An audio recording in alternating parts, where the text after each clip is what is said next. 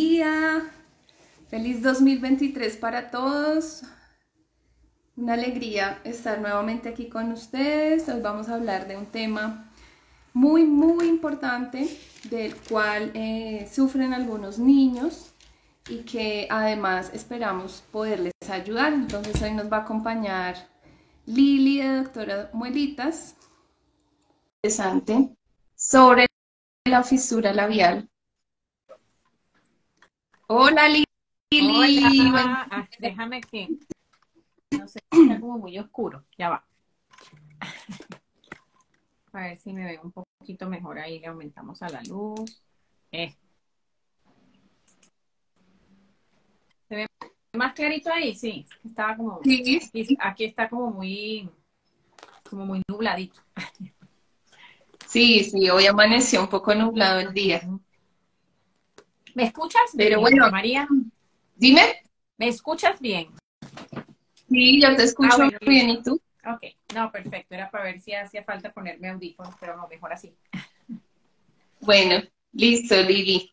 Gracias por estar acá, gracias por aceptar esta invitación. La verdad, yo soy una seguidora fiel tuya, me encanta aprender contigo, conocer todos los tips. Yo no soy ni odontóloga, ni pediatra, ni odontopediatra, soy enfermera, pero como nos dedicamos a la salud integral, pues obviamente la salud bucal de los bebés no puede faltar. Es muy importante. Entonces, de verdad, muchas gracias, Lili. Te deseo un feliz año, que vengan muchas cosas lindas para tu vida, para tu familia, para todo lo que emprendas, lo que hagas. Entonces, bueno, Lili ya nos había acompañado, pero para quienes no la conocen, ella es mamá, ella además es consejera en lactancia, es odontopediatra y también es voluntaria del Hospital San Vicente Fundación. Entonces, los invito y las invito para que la sigan, para que aprendan con ella, la verdad que tiene tips muy buenos, muy graciosos, muy prácticos y yo la recomiendo a ojos cerrados, la verdad. Entonces vayan, síganla y si tienen preguntas, yo les voy a sugerir algo que es súper práctico. Aquí abajito, en la parte de abajo, final de donde están viendo el live, si están en celular, hay un signo de interrogación. Ahí pueden dejar sus preguntas, es mucho más fácil para nosotras poderlas encontrar porque igual si las escriben en el chat, pues las vamos a tener en cuenta, pero es más fácil que se pierdan. Ahí nos están saludando de Marruecos, de Ay, varios países, imagínate. sus mejores amigos, saludos a todos sus mejores amigos en sedación de pacientes, bueno, y bueno, entonces se van perdiendo los mensajes, entonces es mucho mejor que nos dejen las preguntas ahí en ese signo de interrogación, así pues vamos a encontrarlo mucho más fácil. Listo, Lili, no sé si Listo. quieres decir algo antes de empezar. No, claro, ya, lista, por acá lista. No, Ana María, muchísimas gracias nuevamente a ti por la invitación. Yo siempre les digo que a donde me inviten a hablar de lactancia, en donde pueda aportar un poquito para eliminar algunas dudas o mitos dentro de las mamás, pues bueno, no, ahí voy a siempre estar. Gracias. Bueno, vamos a entrar en materia. Hoy vamos a hablar de dos cosas que a veces se cree que es lo mismo o que las dos siempre van acompañadas y no es así.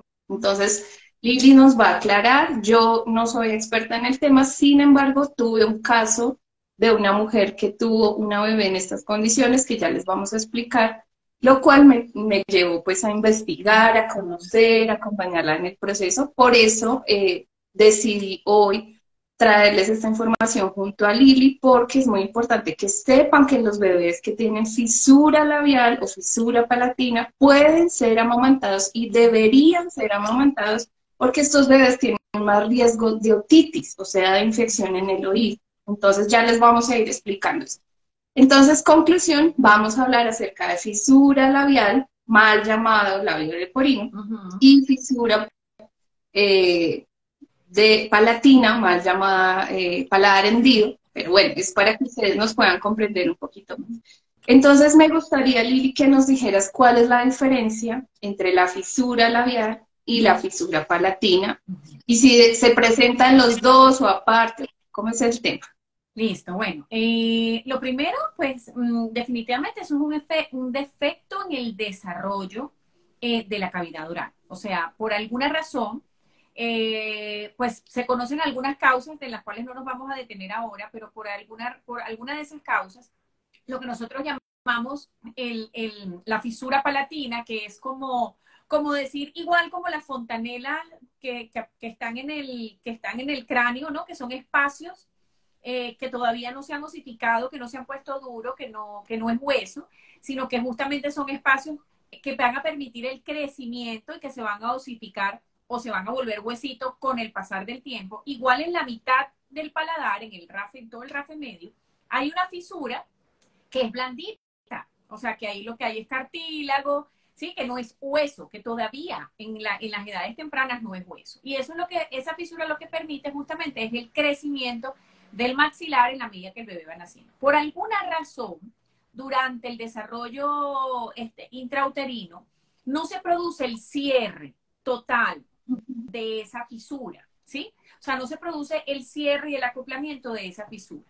Y eso trae como consecuencia que los bebés, pues, aparezcan con el cielo del paladar, por decirlo de alguna manera, que así lo llama mucho, totalmente abierto. Y hay una comunicación entre las fosas nasales y la boca, porque finalmente el paladar es justamente una división entre las fosas nasales y la boca. Ahora, existen dependiendo del grado, dependiendo del momento en que se produzca ese defecto de formación, vamos a ver muchos tipos. Vamos a ver, por ejemplo, solo labio, únicamente labio, inclusive a veces incluye el reborde alveolar o la encía. Puede haber labio, reborde y todo el paladar hasta atrás. Puede ser de un lado, puede ser de los dos lados. O sea, hay solo bilateral y hay solo unilateral o solo bilateral, puede ser de los dos lados también, ¿ok? Inclusive, lo que nosotros conocemos como úvula bífida, que la úvula es la campanita que tenemos atrás, lo que conocemos como úvula bífida, o sea, que la úvula esté dividida en la mitad, es parte de ese defecto, solo que, bueno, fue solamente al final y no alcanzó a producir un defecto. De hecho, yo tengo una úvula bífida. O sea, yo cuando descubrí eso en la universidad, que me fui a revisar, ay, con razón yo siempre me veo. Bueno, también hubo un defecto, pero pues digamos que es un defecto de menor importancia o calibre, pues por llamarlo de alguna manera. Entonces, ¿qué sucede cuando esa acople del maxilar no se produce? Pues simple y llanamente ese bebé va a tener un hueco que comunica las fosas nasales con la cavidad oral.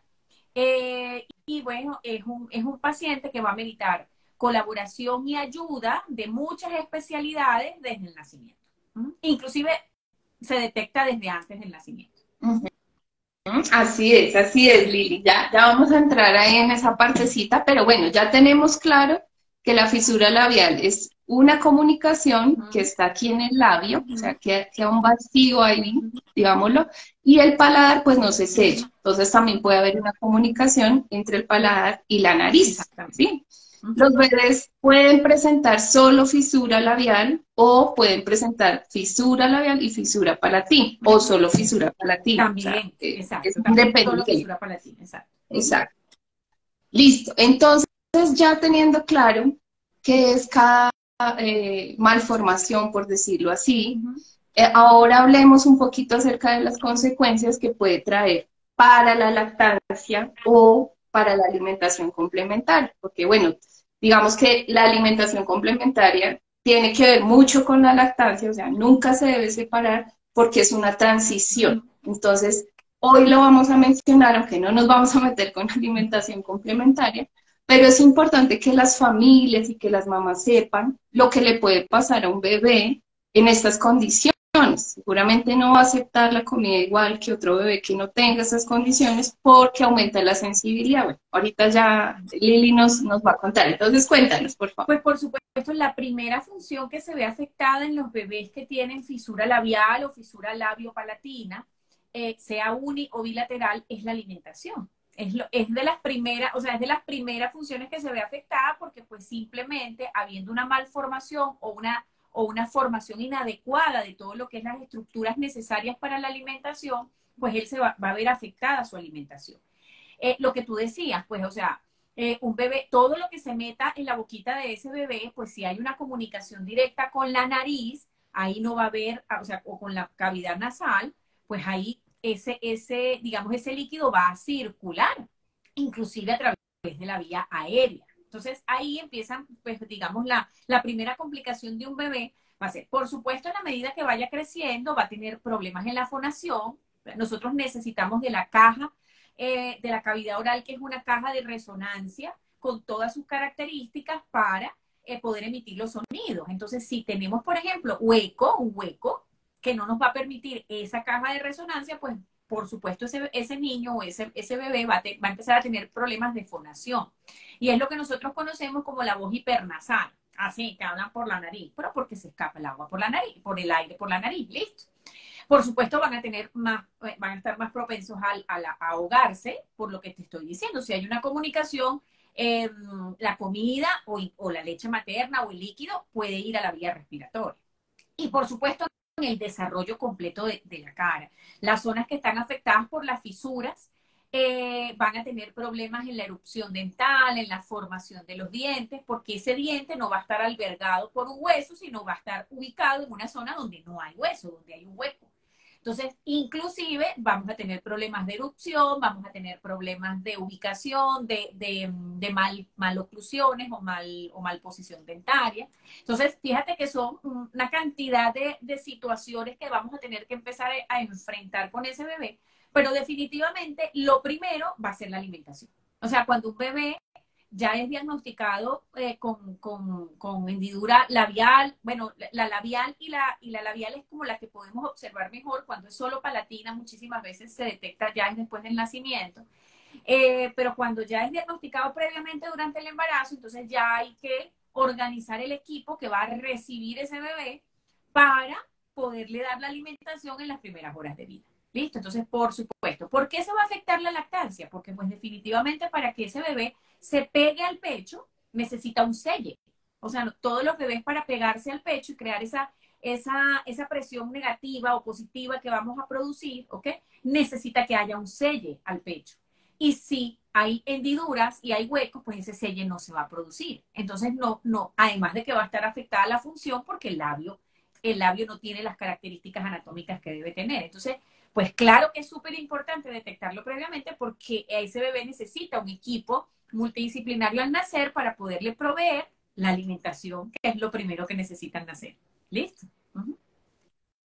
Ok, entonces eso es clarísimo. O sea, que el pecho necesita un selle y si no existe ese selle, pues se va a escapar el aire y entonces el bebé no va a poder comer. Y los que tienen la fisura palatina, entonces pues se puede ir la leche por la nariz. Entonces, esas familias necesitan mucho apoyo, como decía Lili, ¿sí?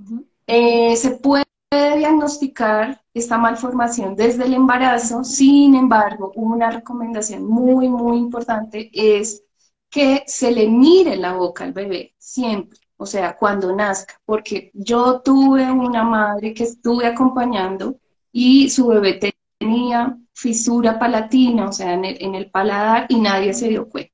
Nadie se dio cuenta, pero además ella no tenía solo esa fisura palatina, tenía otras digamos, situaciones de salud más a fondo y nadie se dio cuenta. Entonces yo la estuve acompañando durante su lactancia y ella, creo que de su hija todavía amamanta, tiene 3 o 4 años y bueno, ha tenido que pasar todo un proceso, como dijo Lili, con un equipo multidisciplinario, con un cirujano maxilofacial, odontopediatra, fonoaudiólogo, psicólogo, bueno, mejor dicho. Entonces es importante mirarle la boca al bebé. O sea, es tan sencillo como abrirle la boca y mirar cómo está el paladar. El paladar tiene unas arruguitas, le digo yo. Se llaman así arrugas palatinas.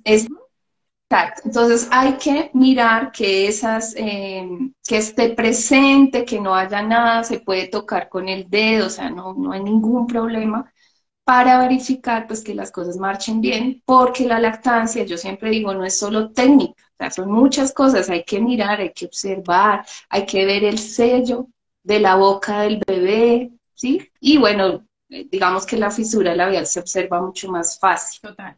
Entonces, por eso es tan importante observar y nosotros insistimos mucho en la lactancia porque resulta que la lactancia protege contra enfermedades, contra infecciones y los niños están expuestos a las infecciones. Es muy común la otitis en los niños y en estos niños pues va a ser mucho más frecuente porque está la conexión entre la boca y la nariz. Entonces se puede ir la leche a la nariz, ahí sí es verdad, no como los mitos de que no, la mamá te ha acostado porque le va a dar otitis, no. No, ahí sí. En este caso sí puede ser real porque hay comunicación entre la boca y la nariz y la leche se puede ir a los oídos y puede causar la otitis. Entonces, darle fórmula no es la solución para que el bebé esté mejor. La leche materna lo va a proteger y ya ahorita pues les vamos a dar unos tips prácticos para estas familias. Ahora lo que quiero que hablemos, Lili, por favor, son las medidas para resolver esta malformación. ¿Qué debe hacer una familia Mira, para que realmente es un proceso largo, listo. Ha ido cambiando mucho en el tiempo y hoy en día inclusive hay como dos vertientes, ¿sí? O sea, como dos opiniones. Anteriormente lo que uno veía era que ese bebé apenas nacía, lo empezaban a alimentar por vía sonda nasogástrica, ¿ok? Hasta que el odontólogo tomaba un molde de su boca y y se le colocaba una plaquita obturadora, es decir, se creaba con acrílico un paladar falso, como para ayudar a que ese bebé pudiese alimentarse. Y eso realmente termina siendo hasta necesario cuando la alimentación es por biberón, ¿ok?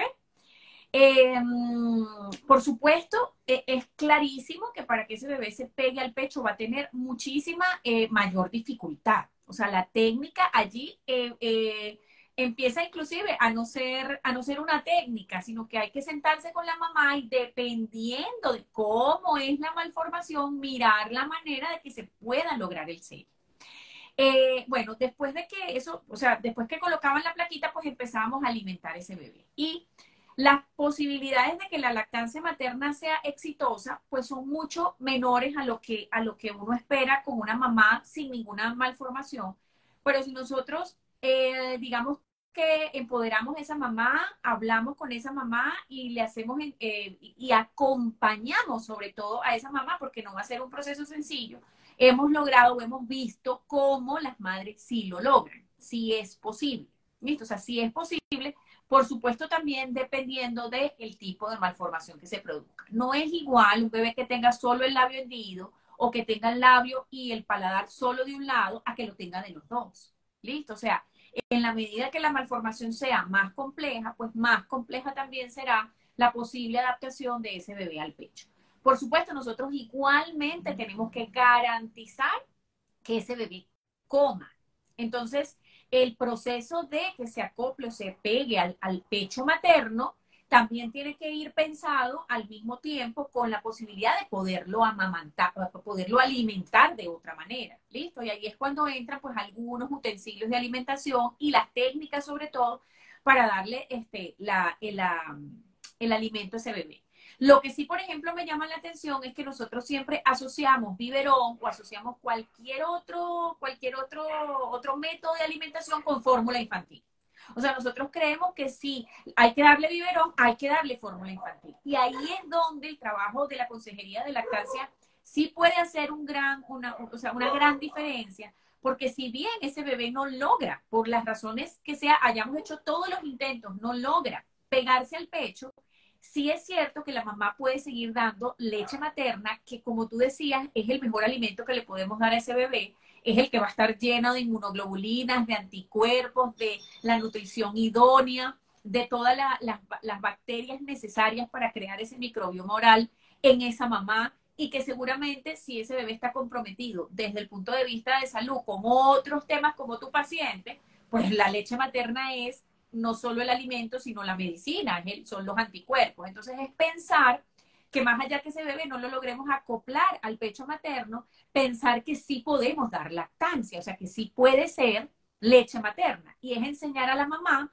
a la extracción, a la conservación y a empezar a darle al bebé la leche materna extraída, pues con otro método, mientras logramos el acople o mientras llega el momento de la cirugía o la primera cirugía. ¿Listo? Entonces, pues cada caso es individual. Aquí lo importante es que vaya acompañado con una persona que esté convencida de la lactancia materna, que enseñe a esa mamá a extraerse, a conservar y a mantener la leche, al cómo dársela y, por supuesto, que haya el intento siempre de que sea directo al pecho, que es como lo ideal. ¿Ok? Y lo ideal inclusive para el bebé, para la formación oral del bebé.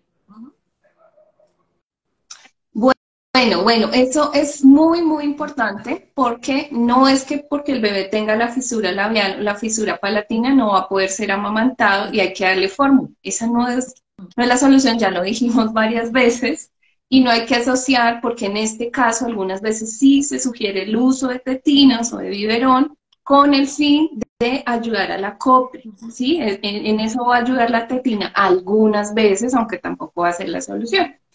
Y bueno, Lili lo dijo antes, digamos, las cirugías se hacían antes o se realizaban meses muy cercanos a cuando el bebé era recién nacido, pero creo que ahora, digamos, eso ha ido cambiando.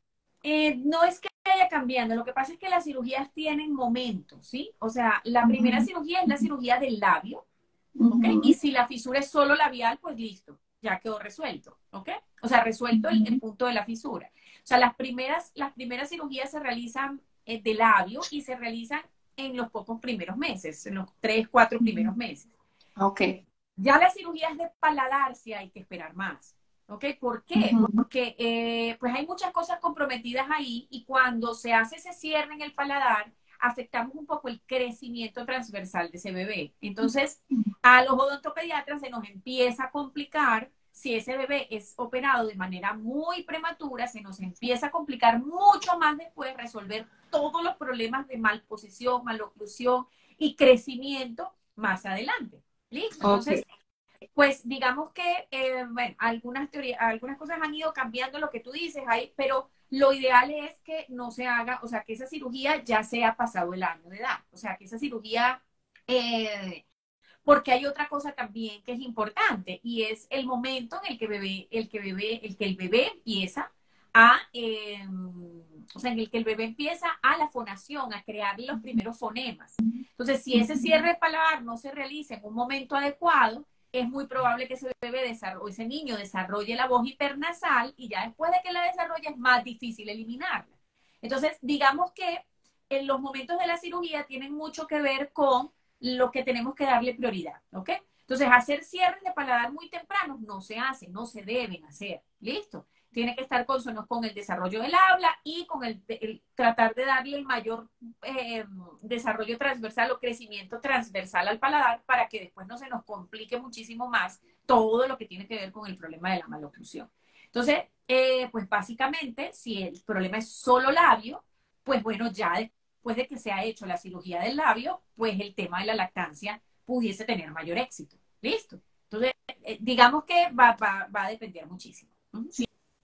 Sí, exactamente. Entonces es importante que las familias sepan, las mamás sepan que la cirugía no se va a hacer de una vez, o sea, que el bebé puede nacer así, se le puede ver la fisura labial o se le puede detectar la fisura palatina, pero que la cirugía no se va a hacer inmediatamente por lo que acaba de decir Lili. Entonces la fisura labial hacia los 3, 4, 5 meses y después del año pues se va a corregir la fisura en el paladar. Entonces es importante que en este tiempo, yo sé que es difícil practicar la paciencia, pero digamos en la vida de nuestros hijos muchas cosas son retantes y necesitamos saber lo que podemos hacer, que nos podemos acompañar con otras personas, con los profesionales, que hay grupos de apoyo a la lactancia donde pueden ir otras mujeres a compartir sus experiencias o la persona que acompaña ese grupo de lactancia como profesional, también puede dar tips, también puede dar herramientas para acompañar a esa mamá, porque como bien nos dijo Lili, esto es un proceso, esto no va a ser de la noche a la mañana, esto constantemente tiene cambios, Yo acompañé a esta mujer en su proceso y la verdad unas veces quería hacerlo, otras veces no. Ella logró pegar a su niña Ay, qué directamente al bello. pecho sin, la prótesis Ujú. que ocluía el paladar y después el pediatra o el profesional que la estaba atendiendo y que se dio cuenta ya más a fondo de la situación, la estaba le estaba insistiendo y prácticamente obligando a que usara un biberón, pero la bebé no recibía el biberón, o sea, era una situación de extremo para ella. Claro que me escribía angustiada, preocupada, porque no le quería hacer daño a su hija. Entonces, por eso, si tú estás en esta situación, querida madre, querida mujer, es mejor individualizar el caso. O sea, lo que estamos hablando acá es algo muy general, estamos dando información general de lo que puede pasar, pero como en todo, hay que individualizar los casos, porque hay que evaluar detalladamente cómo está esa fisura, cuál es la conexión, hay que evaluar qué recursos tiene la mujer también Total. para ese momento, hay que evaluar las posiciones, hay que mirar las posiciones dependiendo si es fisura labial o si es fisura palatina, si se puede usar la biológica o la de rugby o la de caballito, que es el bebé sentado, porque cuando el bebé tiene la fisura labial y la fisura palatina, tiene más problemas de Total. regurgitación, que se devuelva la leche, entonces el bebé debe estar en una posición vertical o semivertical para evitar que, además de que se le devuelva la leche y puede broncoaspirar, pues que se le vaya al oído y cause otitis. Bueno, Entonces, y aquí hay otra cosa importante, Ana María. Mira, para que se pueda hacer una cirugía, por ejemplo, de paladar, de hecho, por eso son usadas las plaquitas ortopédicas, o sea, las plaquitas ortognáticas para los bebés, porque la intención es que esos dos partes del paladar se enfrenten lo más posible. O sea, esas plaquitas no solo es para tapar el hueco, esas plaquitas tienen unas características que van haciendo presiones a nivel del paladar y del reborde alveolar del bebé, tratando de moldear ese reborde para que los dos cabitos se enfrenten y a la hora de la cirugía sea posible el cierre.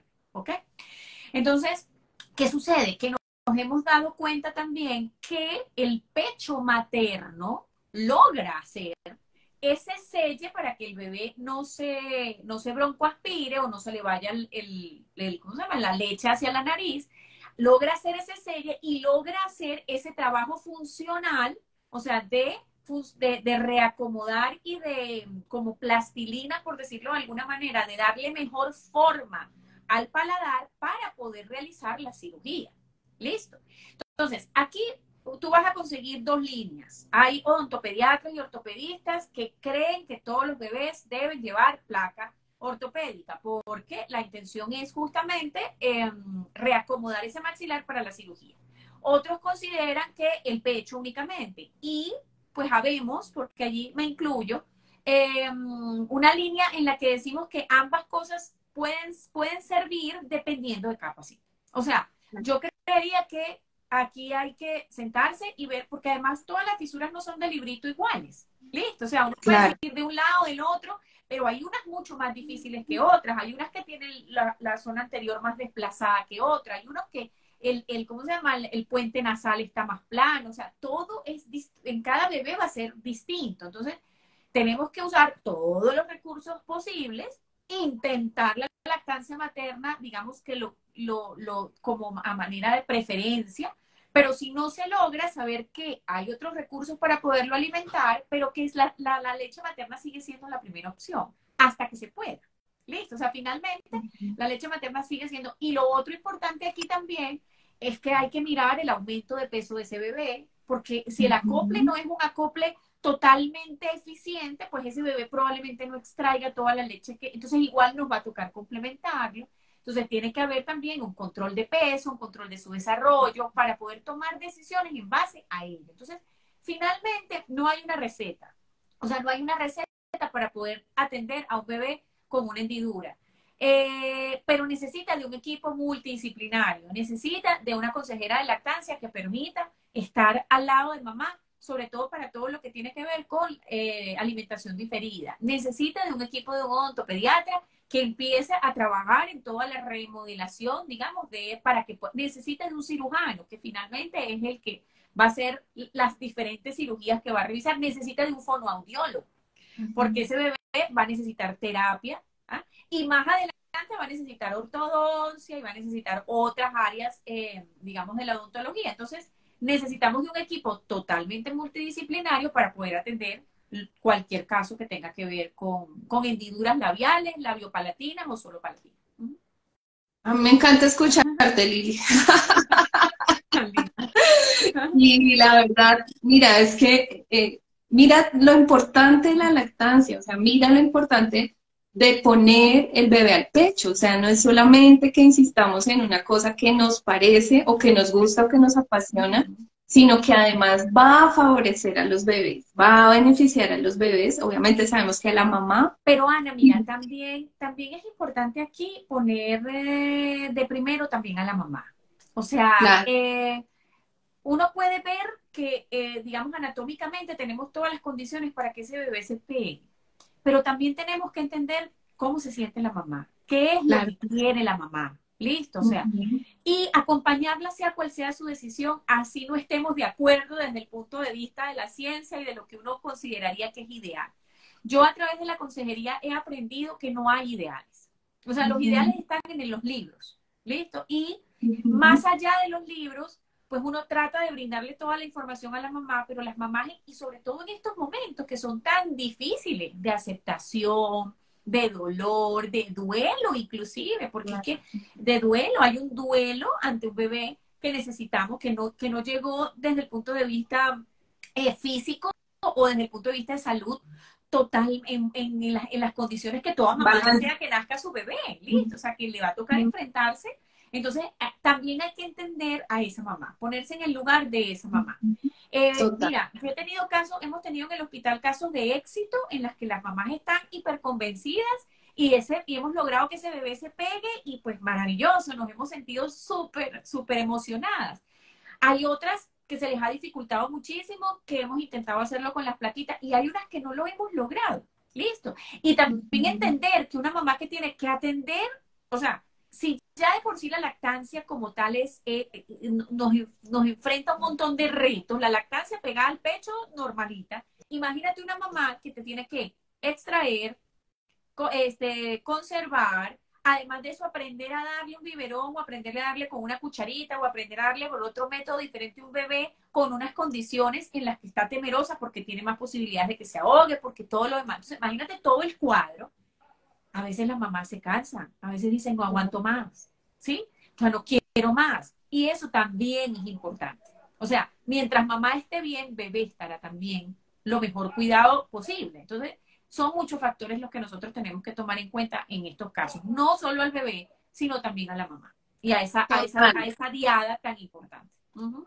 Total, estoy de acuerdo contigo y es maravilloso poder aquí resolver esas dudas, darles información y saber que nosotras las apoyamos, para eso estamos. Y saber que hay que fluir con lo que venga, porque uno a veces se prepara, tiene la información, pero las cosas se dan de otra manera, entonces importante fluir con eso, pero también importante saber que es posible, que si ustedes lo quieren hacer, pues en la medida de lo posible y el apoyo que ustedes tengan, pues también se va a poder realizar. Exacto. Que ustedes lo puedan hablar, que ustedes puedan ser sinceras con ustedes y con nosotras si es que deciden que las acompañemos y saber que lo que ustedes decidan va a estar bien, o sea, va a estar bien, va a ser lo mejor para sus bebés, que ustedes lo decidieron con información, que ustedes lo decidieron sin que nadie las obligara, ¿cierto? Que nadie las presionara, sino porque ustedes saben qué es lo que necesitan en ese momento. Y lo que yo creo que una de las barreras que nos toca a nosotros como personal de salud vencer y de las mayores dificultades que tiene la mamá es conseguir un equipo multidisciplinario alineado. O sea, ese es uno, por ejemplo, de los grandes dificultades que tienen, lo decías tú. O sea, yo por un lado logré que se pegara, pero por el otro el pediatra le decía que tenía que meterle biberón. Entonces, imagínate una mamá que tiene que hacer caso a diferentes opiniones, entonces conseguir un equipo totalmente alineado no es una tarea fácil en medio de un momento tan difícil. Entonces, sí me parece a mí súper importante que cuando hay diagnósticos desde la gestación, eso sí nos ocupemos. Nos ocupemos de buscar la consejera, de buscar el pediatra, de buscar las personas, el odontopediatra, de buscar las personas alineadas y además de alineadas con lo que creemos y lo que queremos y alineadas entre sí, para que el proceso sea mucho más fácil. Ese trabajo es complejo, pero bueno, sería una de las recomendaciones que yo daría. Si una mamá se entera desde su embarazo que va a tener un bebé hendido y que va a necesitar atención. Entonces empezar a buscar con tiempo quién, porque definitivamente es una de las grandes barreras que las mamás empiezan a sufrir desde el momento que nace ese bebé. Sí, y total, Lili, y también les sugiero muchísimo el grupo de apoyo, que vayan, que hablen, que lloren, que expresen, pregunten, o sea, porque esa información la van a poder usar una vez las cosas pasen. O sea, eso no va a garantizar que el proceso sea más cortico, más fácil, no. Pero el hecho de tener la información y saberla usar en el momento va a permitir que uno pueda tomar otras decisiones o que pueda fluir. Ay, yo ya sabía que esto podría pasar. Ay, yo ya sabía. Por ejemplo, si nació y el médico no lo operó de una vez, no irse a pelear, sino ya saber que no lo van a operar de una vez, que hay que esperar por un desarrollo, que hay que esperar, bueno, por todo lo que ya comentaba. Y también muy importante, pues, que pudieses tener un apoyo emocional y si es necesario, psicológico, o sea, porque no es fácil tener un bebé que está en unas condiciones que uno no tiene ni idea, más si es primeriza, por ejemplo, uno no sabe, si el bebé viene sano, uno no sabe, y si el bebé viene con alguna malformación, pues tampoco. Claro, Entonces, todos necesitamos aprender a hacer algo con nuestros bebés y a poder responder pues a sus necesidades. Quiero agradecer a todas las personas que están acá. Álvaro nos dejó un saludo. Hola doctora, ¿cómo estás? Y algunas preguntas. Voy a leerlas un momentico. Soy Linda, dice, hola, ¿podrías explicar cómo se hace el banco de leche? Bueno, Linda, yo te sugiero, por favor, que sigas a Lili o me sigas a mí para ver este tema pues en otro momento, porque no es el tema del live, pero claro que sí, con mucho gusto te podemos ayudar, o también únete al grupo de apoyo que de hecho será esta semana, el viernes. Gracias por estar acá. Y ella misma dice que sería bueno hacer un video de cómo los profesionales evalúan cavidad oral. Bueno, seguramente más adelante lo podremos hacer, claro que sí. Muchas gracias por dejar tu observación. Entonces, bueno, que sepan también, queridas madres, queridas familias, que cada información al respecto, o sea, que ustedes pueden indagar con organizaciones serias que han investigado, la Academia de Medicina de Lactancia Materna tiene un protocolo de atención y también hay organizaciones o ONGs que se encargan de apoyar a las familias que tienen pues a estos bebés con estas condiciones. Y cualquier otra cosa, pues saben que nosotras también estamos para apoyarles, para acompañarles, cual sea su decisión, y que si ustedes eligen darle leche materna a sus bebés, bien sea directamente al pecho o diferida, es decir, con cuchara, vaso, biberón, pues también es posible. Entonces, les agradecemos mucho. No sé, Lili, si tengas algo más para decir. No, bueno, finalmente dentro de esa información que las mamás deben tener antes de que su bebé nazca es buscar eso, no solo los grupos de apoyo, sino las fundaciones y los hospitales dedicadas, porque existen fundaciones o existen áreas en hospitales dedicadas en Bogotá. Hay hospitales a través, por ejemplo, de la Universidad Javeriana que tienen servicios exclusivamente para pacientes hendidos. Aquí en Medellín está la Clínica Noé. Y bueno, la gente de la Liga de la Leche tiene grupos de apoyo en toda Colombia. Y gente muy capacitada y muy experta y que si no, pues por lo menos le van a dar orientación hacia qué sitios dirigirse. Entonces, lo más importante aquí es informarse. Lo segundo, saber que la lactancia materna en niños hendidos es posible, es más difícil, pero es posible. Y de no ser posible, de todas maneras, la leche materna es una opción viable por el mayor tiempo que se pueda para poderle proveer a ese bebé ese anhelado oro líquido blanco que nosotras deseamos que todos los bebés del mundo tengan. Ujú. Muchas gracias, Lili. Una cosa más, una observación, es que después de la cirugía el bebé puede ser amamantado Así, sin ningún totalmente. problema, Sí, sí, directamente. totalmente. Ujú. El hecho de ponerlo al pecho va a evitar que llore y que se le suelten los puntos, entonces no hay ningún No, problema. sí, sí. Inclusive los protocolos de acá, por ejemplo, que tiene, creo que en la clínica Noé, ellos inmediatamente después de la cirugía lo colocan al pecho. Ujú. Eso. Y en ese caso, pues el bebé necesita volver a aprender o a Totalmente. aprender a ponerse el pecho porque pues no lo tiene claro y al haber nacido con esa malformación, pues digamos que no le fluyó en todos sus reflejos y demás. Entonces, bueno, ahí viene otro proceso. Ujú. Pero es Es posible, estamos posible. para acompañarles. Recuerden seguir a Lili, recuerden que nosotros les estamos dejando pues más recursos en nuestras redes, con tal de que ustedes tengan información y sobre todo información veraz, validada, científica, no es un capricho de nosotras, sino pues que esto se puede hacer con responsabilidad y con el ánimo de cuidar su salud y la de sus bebés. Les agradezco por estar acá. Lili, Ay, no, muchísimas gracias a gracias. ti, Ana, nuevamente por la Que estés muy invitación. bien. Bueno, Adiós y venga, gracias a espero feliz todos. almuerzo. Bueno, chao, gracias.